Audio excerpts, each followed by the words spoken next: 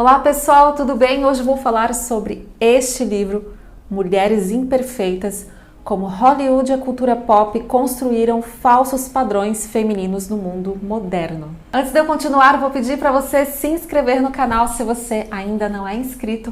Aproveite também e deixe o seu like para que este vídeo chegue a mais pessoas. E se é a primeira vez que você assiste a um vídeo meu, seja muito bem-vindo. Eu sou Marisol de Andrade, jornalista e professora de português e compartilho dicas de leitura, de gramática e escrita criativa. Eu recebi o livro da editora Cutrix, que faz parte do grupo Editorial Pensamento. O grupo Editorial Pensamento é parceiro do canal e este livro foi lançado originalmente em 2017, mas aqui no Brasil é lançamento pela Cutrix. Eu recebi o livro e eu achei a leitura assim bastante intrigante. O livro foi escrito por Karina Ciocanu, que além de escritora é crítica de TV. Ela já foi crítica de cinema também e atualmente ela vive em Los Angeles e já escreveu para diversas revistas e hoje ela escreve para The New York Times Magazine. E então a escritora reuniu vários textos que ela publicou nessas revistas e lançou o Mulheres Imperfeitas, que é um livro de ensaio, ou seja, é uma crítica, uma análise, uma reflexão sobre determinado tema. E aqui ela vai falar sobre como a mídia impôs um estereótipo, um ideal que está muito longe de ser o verdadeiro em relação às mulheres, ao comportamento feminino, ao perfil feminino. E é um livro que ela dedica inteiramente à filha dela. Na época tinha 7 anos de idade quando o livro foi publicado pela primeira vez. E em cada capítulo ela fala sobre uma determinada obra, como filme, série, livro, até reality shows ela também aborda, ou seja, a mídia de uma forma bem abrangente. E ela também fala muito sobre experiências de vida, experiência profissional, a vivência com a filha dela. Então é um livro bastante reflexivo e assim muito intrigante. Ela começa falando sobre a filha Chiara, que gostava de ouvir histórias antes de dormir, e a história favorita era da Bela Adormecida. E um dia ela perguntou: mas por que você gosta da Bela Adormecida? E ela disse que porque ela era bonita. A partir daí ela começa a refletir sobre histórias de contos de fadas, a imagem por trás desses contos que sempre tem um objetivo de mostrar uma mulher frágil, uma mulher submissa, uma mulher que precisa sempre do herói masculino, e não só o papel, a figura da princesa, mas da vilã. Normalmente é uma mulher, pelo menos na maioria das vezes é uma mulher mais velha, como a madrasta, a bruxa má. Aliás, tem um capítulo, eu ia chegar mais adiante, mas já que estamos falando de contos de fadas, tem um capítulo em que ela fala só sobre Frozen e traz assim uma análise que eu nunca havia imaginado sobre a personagem principal, que é a Elsa. Vou até abrir aqui para ler a parte em que ela fala. Aqui ela fala sobre um pouco daquela música famosa, Let It Go. Aliás, é até o nome do capítulo do livro, Deixa Pra Lá, tá assim escrito, foi assim traduzido. Elsa ainda não faz sentido para mim como personagem. O que ela quer de fato? O que exatamente está deixando pra lá? Seu perfeccionismo, seu desejo de aprovação, seu ódio internalizado por si mesma. Tem mais uma parte, vou pular para uma outra. Deixa pra lá é usado para silenciar. Talvez a cena da mudança de visual não signifique nada e tenha sido concebida simplesmente como um cenário atraente para um número musical grandioso. Eu acho que eu não preciso trazer assim a sinopse de Frozen, mas a personagem fica sozinha, ela mostra uma certa independência por conta dos seus poderes, alguma coisa assim, e ela diz que a personagem é forçada a situações ambíguas impossíveis, uma atrás da outra, em que a independência é associada com solidão e isolamento, e a criatividade e o poder são associados com loucura. Bom, eu trouxe assim de uma forma bem superficial, porque ela faz uma análise bem profunda sobre a produção da Disney. O objetivo é mostrar que muitas vezes uma mensagem que está sendo ali apresentada numa produção não é exatamente aquilo,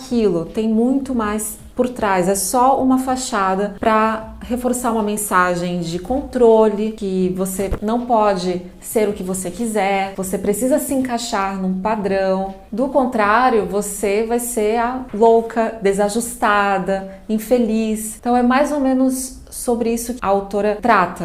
E ela vai mais fundo ainda, ela conta como surgiram os contos de fadas e eles foram criados para dominar, para controlar, e não só isso, também tinha uma intenção de que as meninas mais novas que estavam para se casar, elas ouviam contos de fadas para se preparar para a vida real, uma forma de amenizar o que estava por vir, para elas não terem medo. Então, por isso que sempre gira em torno de casamento, de viver com uma bruxa má, uma madrasta, e como essa princesa conseguiu superar as dificuldades, sempre por trás, claro, da imagem do herói masculino, tanto no papel do príncipe quanto às vezes no pai dessa personagem, da princesa. E não é só sobre contos de fadas que o livro trata, ele vai falar sobre diversas produções, séries de TV. Tem uma grande crítica aqui em relação a algumas séries como A Feiticeira e Ginny é um Gênio, que se passaram nos anos 60, e também mostrava como a mulher deveria se comportar, como as duas personagens principais que tinham poderes, elas haviam controle delas por trás de tudo isso, então elas tinham que esconder o poder delas, tanto no caso da Samantha quanto da Ginny. Fala também sobre grandes filmes que fizeram sucesso, como Flashdance. Em Uma Linda Mulher, por exemplo, a personagem principal, interpretada pela Julia Roberts, precisa de um personagem masculino, do herói, para salvá-la daquele mundo. Então é sobre esse aspecto que a Karina critica. Ela também fala um pouco sobre o mundo da moda,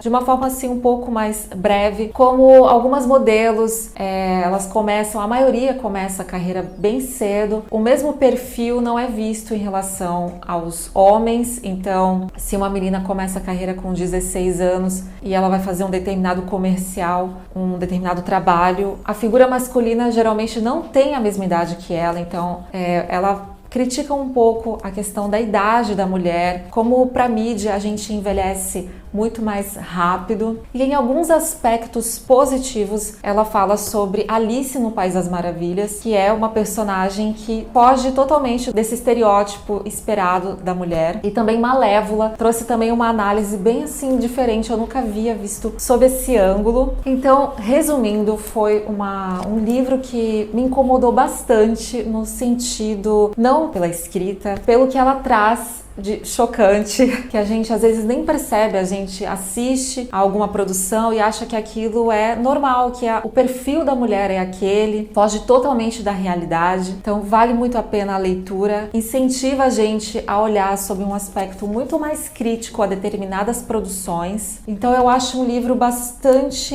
necessário hoje em dia, principalmente porque hoje em dia se fala muito sobre quebrar estereótipos, quebrar padrões. Então se você gosta desse tipo de leitura, eu recomendo bastante. E eu nunca havia lido um livro de ensaio, então é mais uma forma de escrita que foi apresentada a mim, então eu gostei muito do livro. É um livro que incomoda, mas é um incômodo necessário, um incômodo positivo. Será que existe? Seria nesse sentido mesmo. Eu separei alguns trechos aqui para ler. Na época em que Alice no País das Maravilhas foi publicado, em 1865, foi uma fase, isso tá no livro, foi uma fase de revolução industrial, de crescimento da mídia, e aí surgiu também o culto da verdadeira feminilidade, onde os homens eram os que iam trabalhar, eram que cuidavam do capital, da política, e as mulheres eram as que ficavam em casa, que acalmava, que trazia serenidade. Então, sobre isso ela diz: o culto da verdadeira feminilidade dividia o mundo simbólico em dois, separando tudo em categorias. Os homens ficavam com a esfera pública formada por comércio, política, lei, cultura, razão e ciência. Para as mulheres, as verdadeiras mulheres, entre aspas, ficava a esfera privada, que incluía casa, filhos, moral e sentimento. De qualquer modo, não passava de uma aspiração, pois nada é melhor para manter uma mulher em seu devido lugar do que tentar alcançar um padrão impossível. Tem um capítulo também que ela fala sobre as modelos da Playboy, a revista em si, e ela diz: eram Barbies nuas com personalidades de princesas, exatamente aquilo que havíamos sido treinadas para reconhecer como nosso ideal pessoal. Garotinhas bonitinhas, passivas, vulneráveis, inconscientes, as belas adormecidas. Então eu super recomendo a leitura.